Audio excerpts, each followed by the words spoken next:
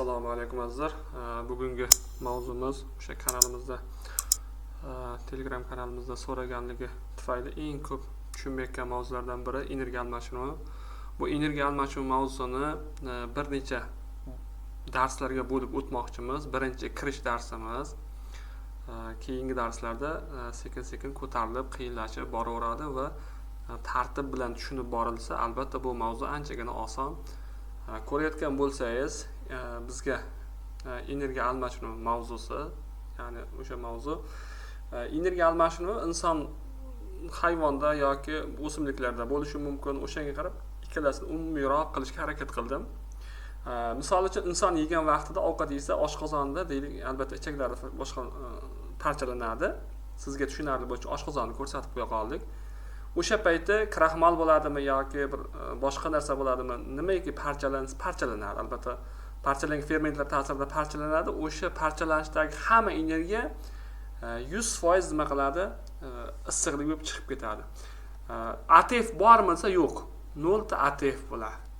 0 ATF. Ko'p anaqalarda savollar tushib qoladi. 0 ATF. Yo'q.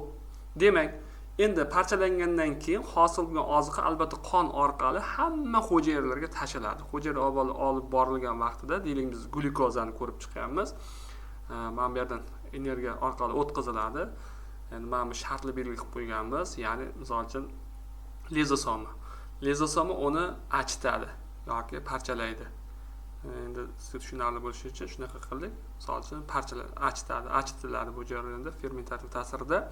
Achigan vaqtida 120 kilojavl issiqligi bo'lib chiqib ketadi. Ikkita ATF nima qiladi? Hujayrada saqlanadi. Ikkita ATF. Hozir bitta glyukozani ko'rib chiqib turibmiz. Endi undan o'tayotgan, albatta achishdan hosil bo'lgan sut kislotamiz mitoxondriyaga o'tadi. Mitoxondriyaga o'tgan vaqtida mitoxondriyada endi bu joy kislorodli bosqich bo'ladi. Kislorod ta'sirida parchalanib 1160 kilojavl issiqlik chiqib ketadi yoki 36 ta ATF saqlanadi. Agar endi mana shu o'simlik hujayrasi bo'lgan vaqtida, ya'ni shu tarafdagi jarayon shu holda ro'y bersa, bir paytning o'zida mana bu endi xloroplast deb tasavvur qilasiz. Xloroplastlarda ham mana ya'ni quyosh nuri ta'sirida energiya sintez qilib boshlaydi. Bu joyda ATF hosil bo'ladi. Bu joy kislorodsiz ko'rayotgan bo'lsangiz va 30x qilganmiz, ya'ni mitoxondriyadan xloroplastlardagi jarayon 30 barobar ko'p bo'ladi doim. Endi keyingi bo'limga o'tadigan bo'lsak, mana shartli qilib ko'rsata qoldik. Hozir mana bular nima edi? Bu finish chizig'i emas shunchaki. Glyukozalar deylik, bizda glyukoza bor, C6H12, O6 da endi bir nechta bo'lsin. O'sha jarayonda bir nechta glyukozalar, albatta qanchadir glyukozalar achiydi. Bu kislorodsiz jarayon yoki glikoliz, anaerob ham deyiladi. Achib shu joygacha keladi albatta. Kelgan vaqtida hujayra to'planadi. O'shalardan hammasi emas, ayrimlari odatda o'tadi. Misollarda ko'p hollarda shunaqa bo'ladi. Ayrimlari kislorodli bosqichga o'tadi. Bu kislorodli yoki aerob, endi Krebs sikli ham bor, sut kislotalar o'zgarishi, u Krebs siklini ham balki kimlarda tushunmaydigan bo'lsa, albatta kitobda yoritilgan, tushunmasa albatta uni ham yoritib beramiz. Mana shu joyda bu joyga o'tish jarayoni demak kislorodli bo'ladi yoki to'liq parchalanish. O'shaning uchun misollarda shartli ikkita belgi paydo bo'lgan. Kislorodli parchalanish, kislorodsiz parchalanish. Buni tushundik. Kislorodsiz bo'lsa achish ekan, kislorodli bo'lsa undan o'tgan ekan. Endi chala yoki to'liq degan holat ham kelib chiqadi. Agar glyukoza faqat shu jarayon o'zida to'xtab qolsa, bu chala bo'ladi. Agar glyukoza mutlaq shu jarayongacha o'tadigan bo'lsa, to'liq holat bo'ladi. Bularda misollar bor azizlar. Misol uchun glyukozaning 10 molekula glyukozaning 70% chala, deylik, qolgani to'liq parchalandi desa, bu nima deyilgan bo'ladi? Ya'ni o'zi hamma glyukoza parchalangan o'zi, faqat shuning 70% chalaligicha qolgan. 30% to'liq jarayonga o'tgan, ya'ni 10 tadan 7 tasi chalaligicha qolgan, achigan. Qolgani esa 3tasi to'liq jarayonga o'tgan.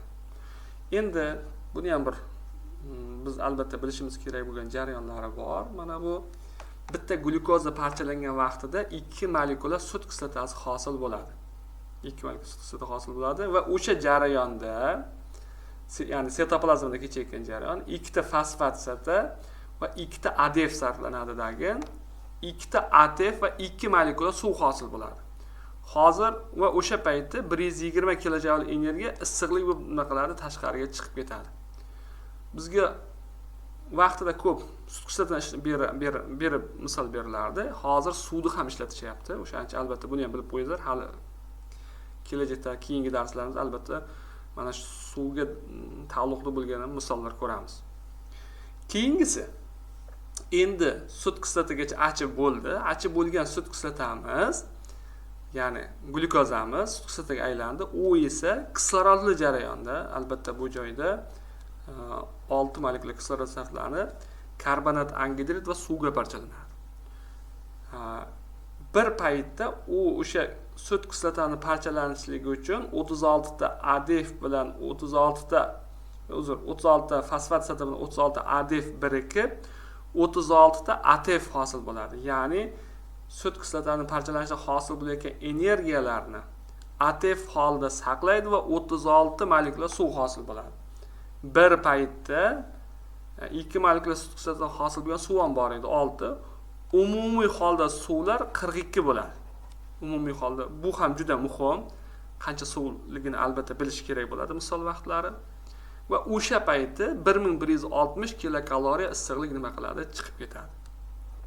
Endi boya ham aytdik, agar o'simlik bo'lgan bir paytda, o'sha paytda mana ko'rayotgan bo'lsangiz, bitta mitoxondriyada bitta glyukoza parchalangan payt 36 ATF hosil bo'lsa, 30 barobar ko'p ATF xloroplastlarda to'plangan bo'ladi. Ya'ni 1080 ta ATF to'plangan bo'ladi.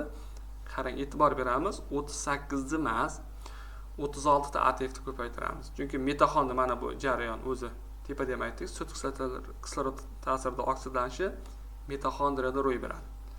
36 ta demak ko'paysa 30 ga 1080 ta ATF hosil bo'ladi. Endi o'sha ATFlarda hujayra saqlab qo'yiladi. Keyin quyosh nuri ta'sirida suvlarning parchalanishi, bu fotoliz deyiladi. Suv vodorod bilan kislorodga parchalanadi. Vodorodning ham albatta xaridori bor, bu nadif deyiladi. Hosil bo'lgan vodorod ionlarini nadif biriktirib olaveradi va hosil bo'lgan gidroksil ionlari 4 tasi bitta bo'lib, bitta kislorod chiqarib yuboradi va 2 molekula suv hosil bo'ladi. Bu degani, hozir ham ko'rsak, pastda ham ko'rishingiz mumkin, bitta glyukoza hosil bo'lishligi uchun 24 ta nadif ishtirok etadigan bo'lsa, taxminan 6 molekula suv hosil bo'ladi. Endi mana shu joylar hammasi kunduzgi jarayonda bo'layotdi. Endi keyingi jarayonimiz qorong'ulik jarayoni. O'sha boya aytgan, mana ko'rsatgan ATFlarimizning qanchadir qismi kirib keladi, balki baridir. Va mana bu yerda nadif kirib keladi va karbonat angidrid olinadi. Albatta karbonat angidrid bo'lmasa reaksiya bo'lmaydi. Karbonat angidridimiz 6 molekula karbonat angidrid va 18 ta ATF sarflanadi va 24 molekula nadif H, ya'ni vodorod ion saqlab turgan nadif organik modda sarflanadi. Natijada 1 molekula glyukoza hosil bo'ladi. 18 ta ADF, 18 ta fosfatsata va 6 molekula suv nima qiladi? Hosil bo'ladi. Azizlar, bu mavzumizning imkon qadar nazariy qismi. Jarayonlarda keyingi darslarimizda, endi darsimizga juda ko'p bo'lib cho'zilmasligi uchun keyingi darslarimizda sizlarga buni endi misollariga sekin-sekin kirib boshlaymiz. Kuzating, keyingi darslarda ham albatta manzur bo'ladi degan umiddamiz.